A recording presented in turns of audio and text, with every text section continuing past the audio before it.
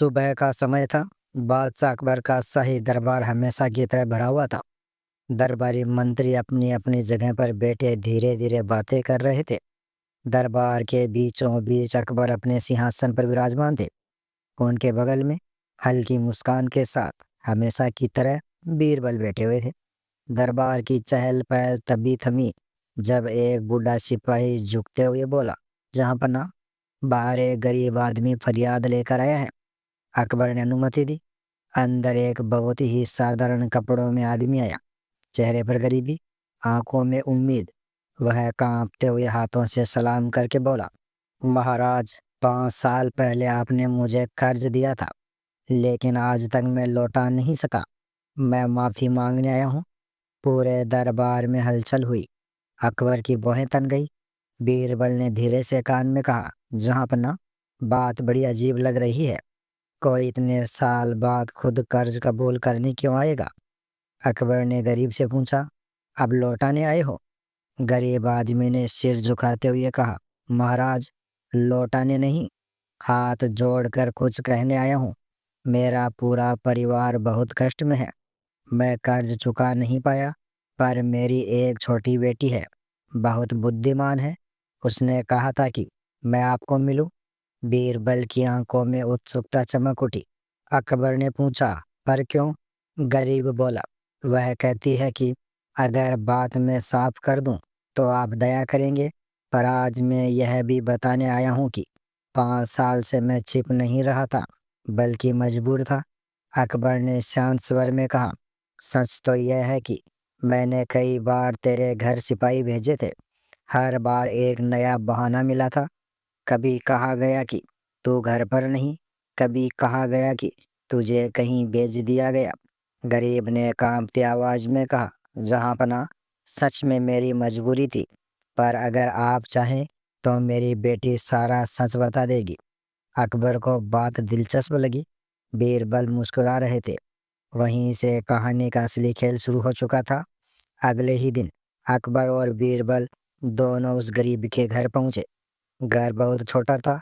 कच्ची मिट्टी की दीवारें, टपकती छत, टूटा हुआ दरवाजा। अंदर सिर्फ एक छोटी सी लड़की बैठी हुई मिली, बड़ी बड़ी आंखों वाली, मुस्कुराती हुई। उम्र लगभग 10 से 11 साल। अकबर ने पूछा, बेटी, तुम्हारे पिताजी कहाँ हैं? लड़की ने बिना हिचके कहा, पिताजी सवरक का पानी रोकने गए हैं। बीरबल ने भौहें चढ़ाते हुए पूछा, सवरक का पानी? अकबर ने फिर पूछा, और तुम्हारा भाई? लड़की बोली, वह बिना झगड़े झगड़ा करने गया है। अकबर और ज्यादा उलझ गया। बीरबल ने मुस्कान रोकी। मामला अब मजेदार दिशा में जा रहा था। अकबर ने तीसरा सवाल पूछा, और तुम्हारी माँ कहाँ है? लड़की ने मधुर आवाज में कहा, माँ एक को दो करने गई है। अकबर चिढ़ते हुए बोला, और तुम यहाँ क्या कर रही हो? लड़की खिलखिलाकर बोली, मैं घर बैठे संसार देख रही हूँ। अकबर पूरी तरह गुस्से में आ गया। क्या बकवास है ये? कोई भी बात सीधे क्यों नहीं बोलती? लड़की ने शांत स्वर में कहा, अगर मैं सबका मतलब बताऊं तो बदले में क्या मिलेगा? बीरबल लड़की की चालाकी समझ चुके थे। लड़की मुस्कुराते हुए बोली, महाराज, अगर मैं अपनी चारों बातों का सही अर्थ बता दूं तो क्या आप मेरे पिताजी का कर्ज माफ कर देंगे? अकबर ने तुरंत कहा, हाँ, वचन देता हूँ। लड़की बोली, पर मैं अभी नहीं बताऊंगी, कल बताऊंगी। आज मैं बहुत ही व्यस्त हूँ। अकबर हैरान, व्यस्त?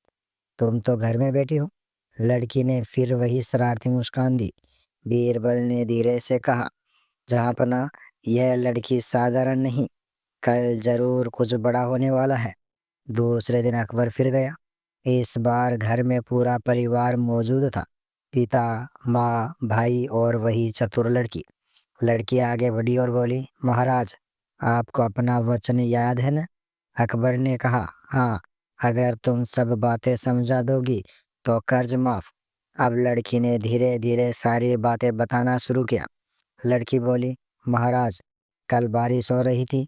हमारे घर की छत टूटी हुई है और ऊपर से पानी टपकता है। पिताजी छत पर जाकर उस पानी को रोकने की कोशिश कर रहे थे। हम कहते हैं कि पानी ऊपर से यानी स्वर्ग से आता है, इसलिए मैंने कहा कि वे स्वर्ग का पानी रोकने गए हैं। अकबर ने सिर हिलाया। बीरबल मुस्कुरा दिए।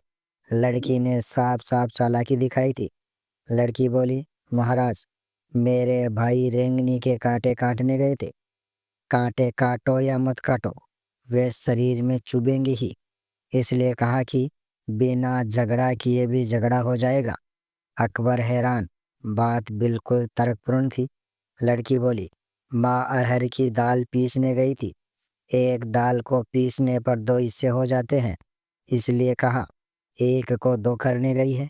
लड़की बोली, मैं उस समय भात पका रही थी। मैं एक दाना निकाल कर देख रही थी कि पूरा भात पका है या नहीं। अगर एक दाना पका हो तो समझो पूरा संसार यानी पूरी दाल पकी है। बीरबल बोले, जहाँपना, यह लड़की बहुत तेज है। अकबर प्रभावित हो चुका था। अकबर ने पूछा, पर तुमने यह सब कल ही क्यों नहीं बताया? लड़की हंस पड़ी। महाराज, कल मैं भात बना रही थी। अगर आपको समझाने लगती तो भात जल जाता, और अगर भात जलता तो माँ मुझे बहुत मारती, और घर पर कोई भी नहीं था। अगर मैं कहती कि आपने कर्ज माफ कर दिया तो कोई भी मेरी बात मानता नहीं। आज जब आप खुद कहेंगे तभी सब यकीन करेंगे। अकबर और बीरबल दोनों ने एक दूसरे को देखा। यह बच्ची किसी से कम नहीं। अकबर ने वहां पर ही घोषणा की, इस गरीब का सारा कर्ज माफ। फिर अपनी गर्दन की कीमती मोतियों की माला उतार कर लड़की को दे दी। बीरबल ने मुस्कुराकर कहा, जहाँपना, आज आपने एक परिवार को नहीं, एक प्रतिभा को सम्मान दिया है। अकबर बोले, बीरबल, अगर यह लड़की बड़ी होकर दरबार में आए तो कई मंत्री फीके पड़ जाए। लड़की ने हाथ जोड़कर कहा, महाराज, अगर कभी जरूरत होगी तो हम आपकी सेवा करेंगे। गरीब आदमी, उसकी पत्नी, बेटा और वह चतुर बेटी सब खुशी से झूम उठे। महल लौटते समय बीरबल ने कहा, जहाँपना, कभी कभी सबसे गहरी सच्चाई सबसे सरल लोगों में होती है। अकबर ने हंसते हुए कहा, बीरबल, तुमने ठीक कहा। आज मुझे यह छोटी बच्ची भी गुरु लग रही है। बीरबल बोले, जहाँपना, बुद्धि अमीरी गरीबी से नहीं, अनुभव से आती है। दोनों मुस्कुराते हुए महल लौट आए। दोस्तों, कहानी यहीं समाप्त होती है। एक गरीब की चतुर बेटी ने राजा को सत्य और समझ का असली अर्थ बताकर न केवल अपने पिता का कर्ज माफ करवाया, बल्कि अकबर और बीरबल दोनों को प्रभावित कर दिया।